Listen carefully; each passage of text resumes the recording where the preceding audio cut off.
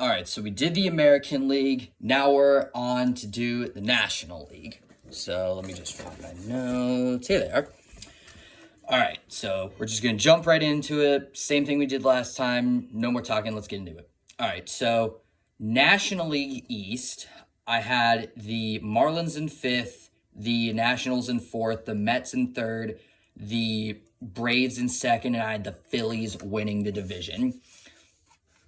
That I was not correct on. I did get the Phillies right in first. I think they were kind of a guaranteed lock to win it. But the Nationals finished in fifth, which, I mean, they won 66 games. I mean, if they won one more game of the season, I was going to immediately stop recording and record this again so I didn't have to say it again. So, because you know why. So, yeah, the Nationals did have a little bit of a disappointing season, but a lineup that's going to be built around C.J. Abrams, James Wood, Dylan Cruz, and on the pitching side, Mackenzie Gore. And, like, they have great guys. I don't think this was their season just yet. Could be next year. I do think they're one of the top dogs to sign Alex Bregman this offseason. And if they do, might see them be a third-place team, maybe. Okay, Braves finished in fourth. I mean, Braves were easily the most disappointing team this year. I mean, that was before we knew Ronald Acuna was awesome. Defensively, he was god-awful, but, like, it's because he's not running at 100% because he was still kind of working his way back from his injury. But, like, Ronald Acuna was awesome. I don't know how the Braves had a better season because Matt Olson had the highest WAR among first basemen. Austin Riley was good. Ozzy Albies was good. They got Ha-Seong Kim. And Michael Harris was on an insane hot streak. And Jurickson Profar was good when he came back from steroids. And Marcell Ozuna still matched. I don't know how they didn't do better. It was probably because of the pitching. But even then, Chris Sale was great. Strider did struggle, and their bullpen outside of Raisel Iglesias did struggle, but I don't know. Okay, Marlins actually finished in third. They actually had a better season than I ever thought they would be. Rebuild is going phenomenally. And a big reason why, Kyle Stowers. Kyle Stowers was statistically one of the best left fielders in baseball. 25 homers. I believe he had like a 130, 140 OPS plus.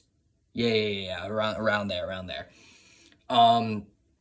Augustine Ramirez is a great guy for the future. I say guy, he plays catcher. He doesn't catch. He is so bad.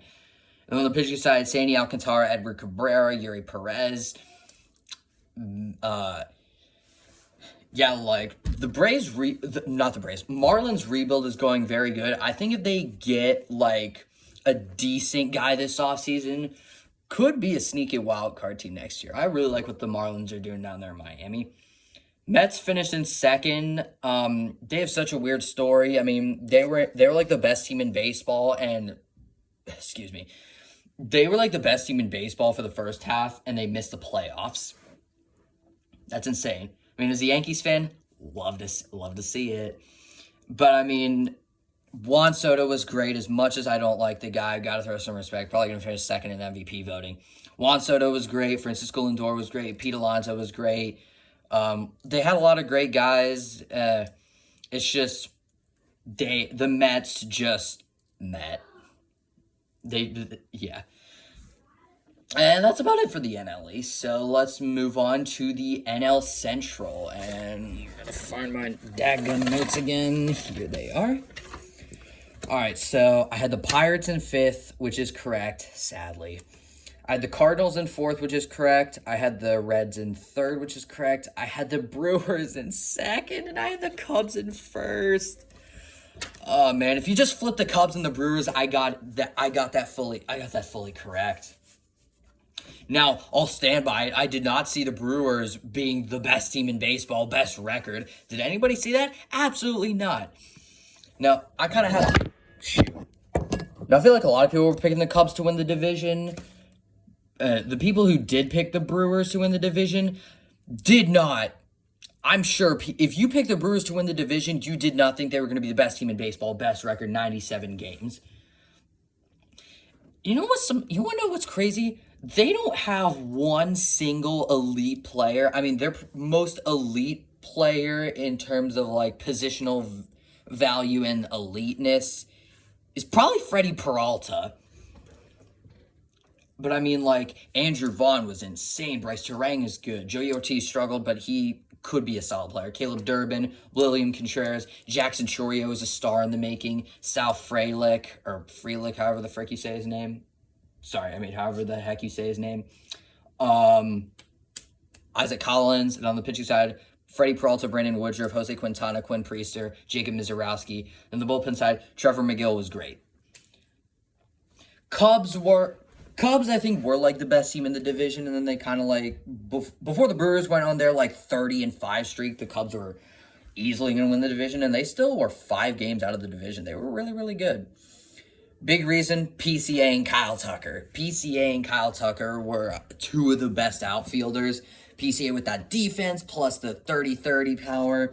I know I picked him to win MVP. He didn't win MVP. He wasn't going to win MVP, but he could be an MVP candidate next year like he was this year. But then everyone else, Michael Busch mashed.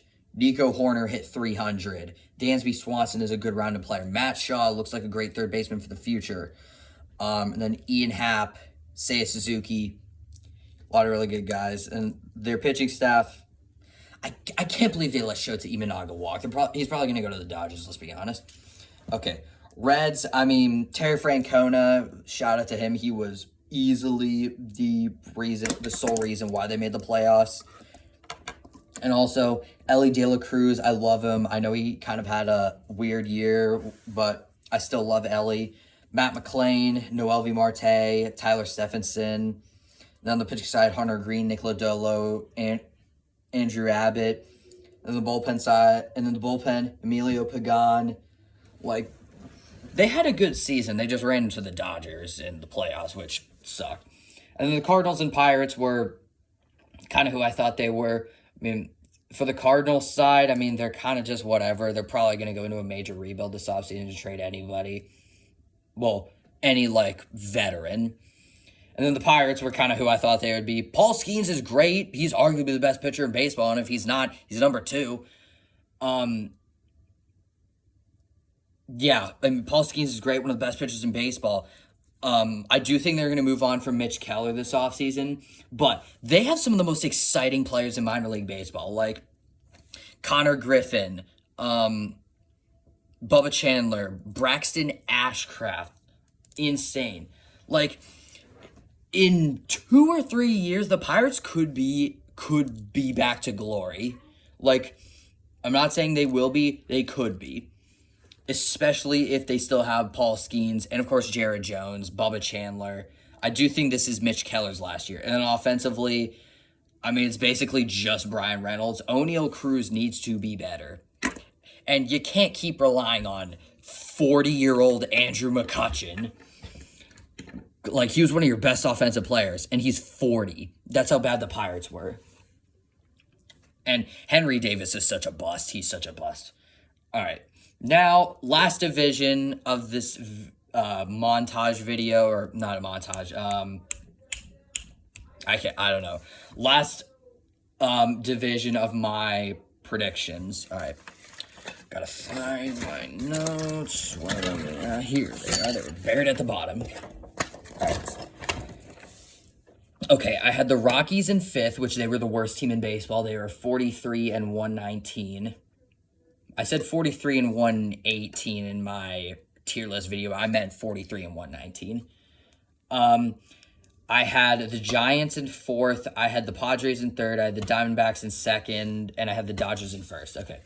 Dodgers in 1st was correct. Rockies in 5th was correct. And the 3 teams in the middle, I did not get correct. Diamondbacks finished in 4th. Giants finished in 3rd. And Padres finished in 2nd. Now, we don't need to talk any about the Dodgers because they are the World Series champions back-to-back. I mean, Shohei Ohtani is a 4-time MVP. The only guy who's ever been a 4-time MVP is Barry Bonds, and he won 7 of them. So, crazy. I'm not talking about the Dodgers anymore. I mean, Mookie Betts and Freddie Freeman are like the only guys I like. Besides, and like those 3 and Ohtani I tolerate. Although one thing, shout out Clayton Kershaw. He went off on a high note. Padres. Padres finished in second. They had one of the most dangerous lineups in baseball. I still think they have one of the most dangerous lineups in baseball. And they have the best bullpen in baseball. I do think if they go out and get like a frontline starter this offseason, they could win the National League West next year.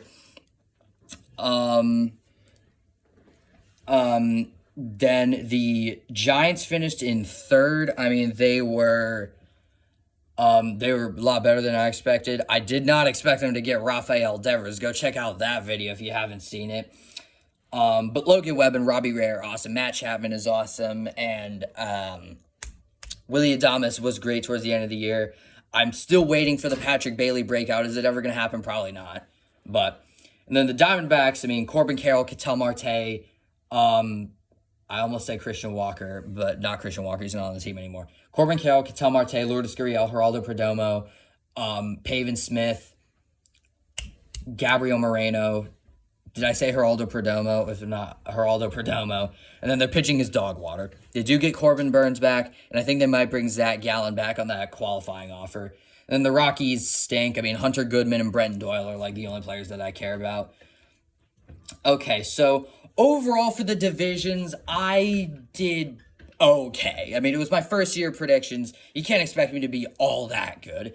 And even if this wasn't my first year of doing it, these are hard. These are really hard. Like, you do them, you're probably going to get made fun of for at least one thing. You can't go perfect all year. Okay. Now, before we close out, I do want to find the awards. Okay, so Comeback Player of the Year, I had Ronald Acuna.